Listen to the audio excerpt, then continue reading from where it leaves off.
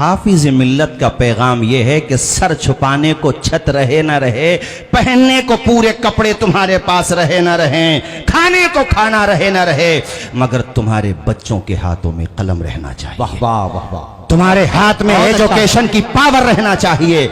इसी नारे को अलग अलग खानकाहों से दिया जाता है। जिस खानकाह से मुझे इरादत है, जहां से मैं बैत हूं, जहां से मैं मुरीद हूं, मेरे पीरो मुर्शिद हजरत प्रोफेसर अमीन मियां साहब क़िबला हर साल उर्से कासमी के मौके पर, उर्से नूरी के मौके पर, उर्से हसन उलमा के मौके पर यह पैगाम देते हैं कि आधी रोटी खाइए, बच्चों को पढ़ाइए। और पैगाम ही नहीं देते हैं बल्कि उन्होंने अहसनुल बरकात भी कायम किया। आप अलीगढ़ जाइए, अल बरकात भी कायम किया। मैं अरीजे के तौर पे एक खादिम के तौर पे तमाम खानकाहों से ये अर्ज करूंगा कि अब वक्त आ गया है, आप अपने हल्के असर में मॉडर्न एजुकेशन के इंस्टीट्यूट भी कायम कीजिए, कोचिंग सेंटर्स भी बनाइए, और दूसरी तरफ तालीमी इदारे जो जहां पे हमारे बच्चों को मजहबी तालीम दी जाए वो भी बनाइए। अब हाथ पे हाथ रखने का वक्त नहीं रहा।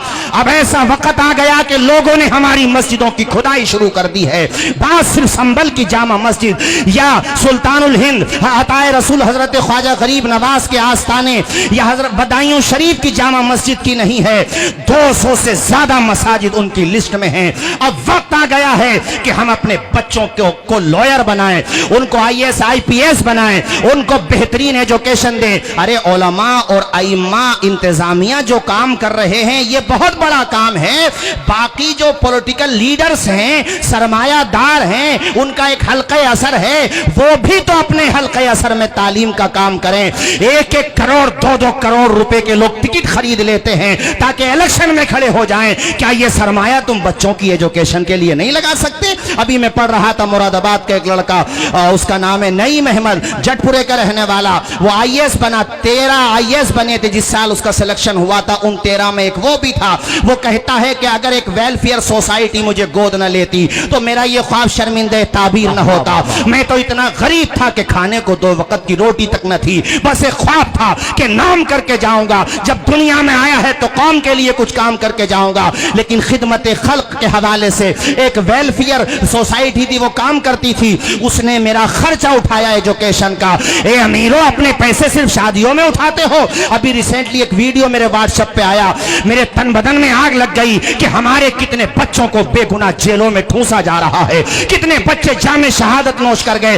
ऐसे वक्त में भी मिल्लत के लोग, वो शादी यानी बारात चल रही है, 20 लाख रुपया उन्होंने पानी की तरह बहा दिया, यानी नोट में ऐसे बहा रहे हैं। अरे बेवकूफो, इस पैसे की कदर करो। अल्लाह ने दौलत दी है तो कारून का रास्ता ना अपनाओ, हजरत उस्मान का रास्ता अपनाओ। अल्लाह ने तुम्हें सरमाया दिया है तो मुबारक वालों का रास्ता अपनाओ।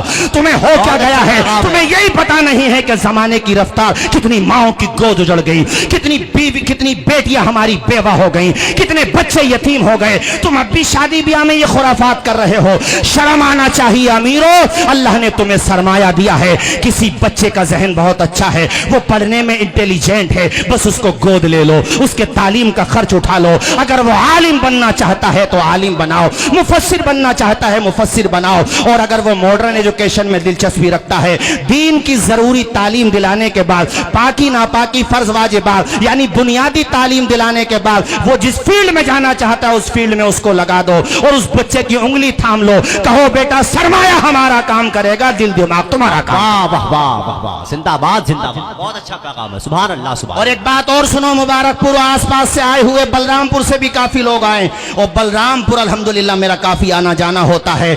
बलरामपुर के लोग अगर मेरे बारे में उन्हें पता चल जाए, फरजंदे अशरफिया आया है, कितनी मोहब्बत देते हैं। तुम हमारे हाफिज साहब के इदारे के पढ़े हुए हो, हाफिज मिल्लत के इदारे के। मैं सिर्फ बलरामपुर की बात नहीं कर रहा हूं, पूरे भारत की बात कर रहा हूं। हमें जो भी इज्जत मिली, अरे ये सब तुम्हारी मोहब्बत की इनायात हैं, वरना मैं क्या, मेरा दिल क्या, मेरा अंदाजे जुनून क्या।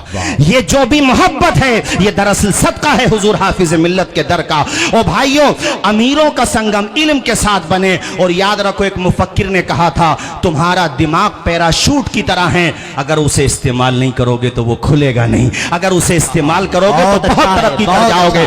ये तुम्हारे करीब में बनारस 80-90 किलोमीटर, वहां आ रहा साहब किबला, वहां का लड़का नाम था उसका गोविंद जायसवाल, रक्षा पोलर था उसका बाप। वो खुद कहता है कि रक्षा चला के हमारे घर का खर्चा चलता था। कहता है कि इतनी गुर्बत थी, लेकिन एक दिन किसी अमीर लड़के से दोस्ती हो गई, स्कूल में पढ़ता था, उसके घर पे वो गोविंद जायसवाल पहुंचा। कहता उस अमीर बाप ने अपने लड़के को डांटा कि इसके कपड़ों से बदबू आ रही है, पसीने से बदबू आ रही है, अरे तुम अमीर ज़ादे हो, गरीबों से दोस्ती क्यों करते हो।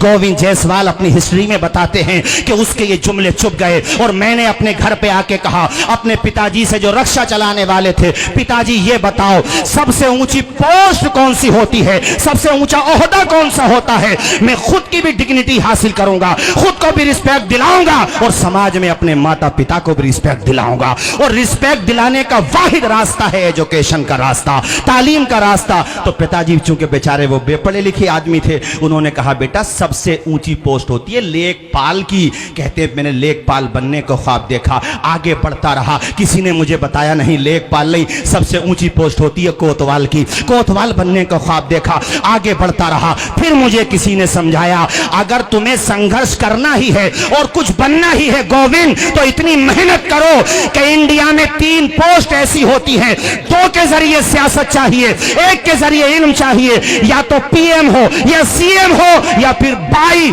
एजुकेशन डीएम हो।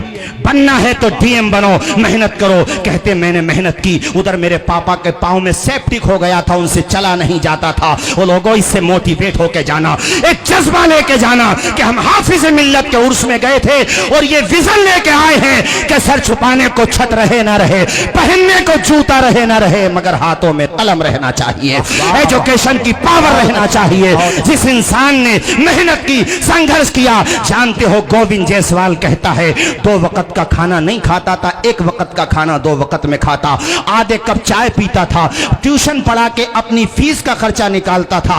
कहते मैंने 18 घंटे रेस, सोचो यार 24 घंटे में से 18 घंटे जो लड़का पढ़ रहा हो, वो खुद अपने हालात बताते हुए कहता इससे ज्यादा अगर मैं पढ़ता तो मर जाता, इससे ज्यादा अगर मैं पढ़ता तो मेरी डेथ हो जाती, मर जाता मैं। लेकिन मैंने मेहनत की, मेरे सामने अपने पिताजी का भी सम्मान था, अपने आप को भी सम्मान दिलाना था समाज में।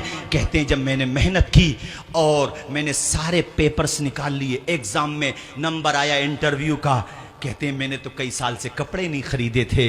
अपनी बहन को कॉल की, बहन प्रेग्नेंट थी, बहन ने पैसों का इंतजाम, उनकी यानी डिलीवरी का वक्त था उधर, वो 2000 रुपए उनके घर पे रखे थे अल्ट्रासाउंड वगैरह के लिए। लेकिन बहन भी माँ का रोल अदा करती है, बहन ने वो 2000 दिए ताकि वो कोट पैंट जो भी उसको इंटरव्यू देना, सलीके कपड़े पहने। कहते हैं जब मैं इंटरव्यू देने गया, सिर्फ मेरी 22 साल की उम्र थी, गोविंद जायसवाल कहते सिर्फ 22 साल की मेरी उम्र थी। इंटरव्यू देने के बाद जब मैं निकलने लगा, मैंने सारे सवालात के बेहतरीन जवाबात दिए, निकलने लगा तो एक साहब ने मुझसे पूछा, जो सवालात पूछ रहे थे, उन्होंने कहा गोविंद हमने आपको फ्लॉप कर दिया, फेल कर दिया, तो अभी तो तुम्हारे पास चांस है, उम्र है। तो मैंने जवाब दिया सर मैंने ये सोचा ही नहीं है कि मैं फेल हो जाऊंगा, मैंने ये सोचा है कि 110% कामयाब हो जाऊंगा। ये जुमला उसको इतना पसंद आया, वो खुद बताते हैं कि वो खुश हो गए। कहते मेरे पिताजी के साथ मेरी कामयाबी से चंद दिनों पहले एक हादसा हो चुका था, और एक तो उनके पांव का ऑपरेशन हुआ था, मगर गुर्बत की वजह से वो बेचारे फिर भी रक्षा चलाते थे। एक होम गार्ड ने उनको डंडा मारा और उनके रक्षे के टायर में जो है उसने सुराख कर दिया।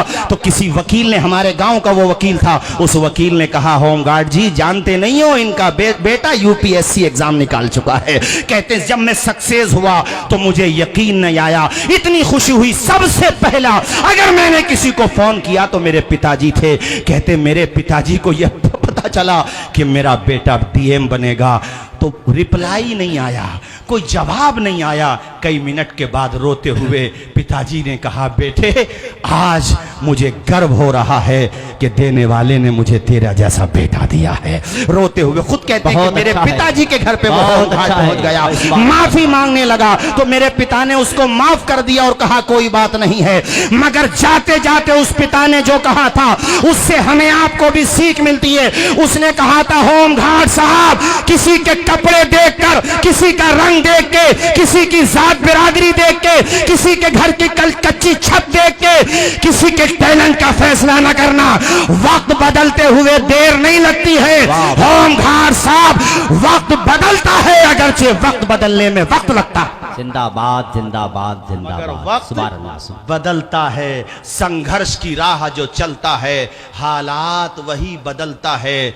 जिसने रातों से जंग जीती है, सूरज बनकर जरूर चमकता है। हाथ उठा के जरा मेरे साथ बोलो, आधी रोटी खाएंगे। पूरा मजमा बोले मेरे साथ, बच्चों को पढ़ाएंगे। आधी रोटी खाएंगे, बच्चों को पढ़ा, जोर से, आधी रोटी खाएंगे। बच्चों को पढ़ाएंगे। बच्चों, बस यही मेरा पैगाम था, यही हुजूर हाफिज मिल्लत का पैगाम है। और एक बात और गुलाम रब्बानी भाई जाते जाते मैं अर्ज कर दूं कि हाफिज मिल्लत के उर्स से बाकी आरास करने वाले इंतजामिया को ये सीख भी लेना चाहिए कि यहाँ जब आज़ान होती है तो मस्जिद नमाजियों से लबालब हो जाती है। बहुत अच्छा। यहाँ जब आज़ान की सदा बुलंद होती है तो दीवानों का हुजूम अजीजुल मसाजिद में उमड़ पड़ता है। अल्लाह की कसम, असलाफ की यादें ताज़ा हो जाती हैं। सरों का हुजूम देख के साहिबो आखिर में कहूँगा, उर्से अजीज़ी का पैगाम, नमाजे बाजमात का एहतमाम यहाँ भी और यहाँ से जाने के बाद भी, वरना मसाजिद की खुदाई शुरू है। एआई के जमाने में, एएसआई